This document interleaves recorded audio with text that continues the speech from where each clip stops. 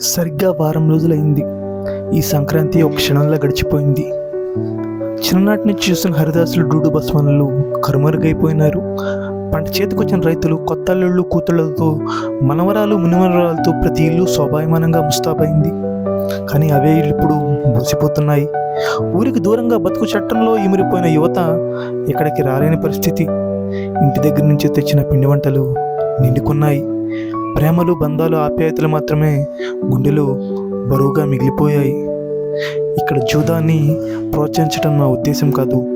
జరుగుతున్న పరిస్థితుల దృష్ట్యా విషయాన్ని మీకు వివరించడం మాత్రమే జరుగుతుంది. మనిషికి అవసరాలు ఎన్నో పెరిగాయి, అనురాగాలు, ఆప్యాయతలు మాత్రం అటకెక్కేశాయి. దీనికి సమాధానం చెప్పలేనిదే నిర్ణయం మీది. మళ్ళీ కలుద్దాం మరొక పండక్కి. అంతవరకు ప్రేమతో మీ రవి విన్నకోట.